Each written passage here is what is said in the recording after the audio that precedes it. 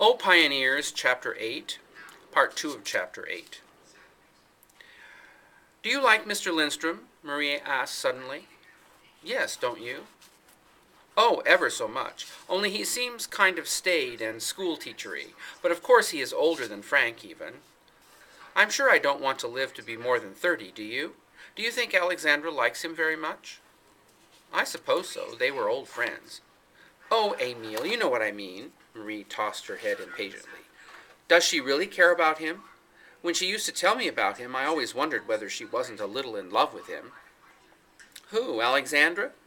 Emile laughed and thrust his hands into his trousers pockets. "Alexandra's never been in love, you crazy," he laughed again.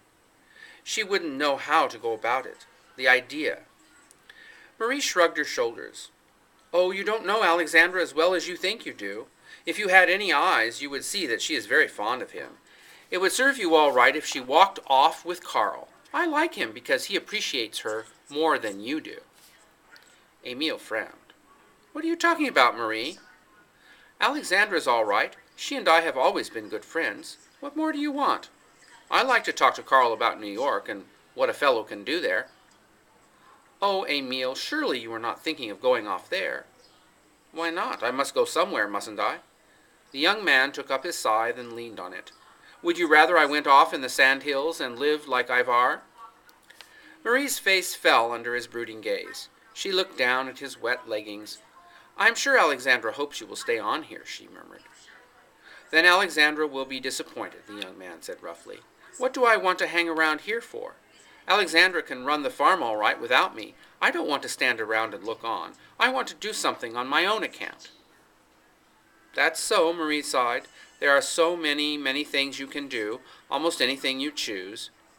And there are so many, many things I can't do." Emile echoed her tone sarcastically. "Sometimes I don't want to do anything at all, and sometimes I want to pull the four corners of the divide together." He threw out his arm and brought it back with a jerk.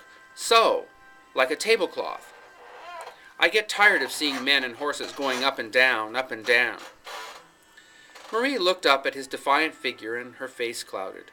"I wish you weren't so restless and didn't get so worked up over things," she said sadly. "Thank you," he returned shortly. She sighed despondently. "Everything I say makes you cross, don't it? And you never used to be cross to me." Emile took a step nearer and stood frowning down at her bent head. He stood in an attitude of self-defense, his feet well apart, his hands clenched and drawn up at his sides, so that the cord stood out on his bare arms. "I can't play with you like a little boy any more," he said slowly. "That's what you miss, Marie. You'll have to get some other little boy to play with." He stopped and took a deep breath. Then he went on in a low tone, so intense that it was almost threatening. "Sometimes you seem to understand perfectly, and then sometimes you pretend you don't. You don't help things any by pretending. It's then that I want to pull the corners of the divide together. If you won't understand, you know. You know I could make you." Marie clasped her hands and started up from her seat. She had grown very pale, and her eyes were shining with excitement and distress. "But, Emile, if I understand, then all our good times are over. We can never do nice things together any more. We shall have to behave like Mr. Lindstrom, and anyhow there's nothing to understand." She struck the ground with her little foot fiercely. "That won't last. It will go away, and things will be just as they used to. I wish you were a Catholic. The Church helps people, indeed it does. I pray for you, but that's not the same as if you prayed yourself." She spoke rapidly and pleadingly, looked entreatingly into his face.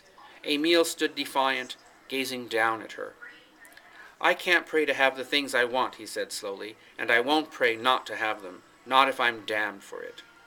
Marie turned away, wringing her hands. "Oh, Emile, you won't try. Then all our good times are over." "Yes, over. I never expect to have any more." Emile gripped the handholds of his scythe and began to mow. Marie took up her cherries and went slowly toward the house, crying bitterly.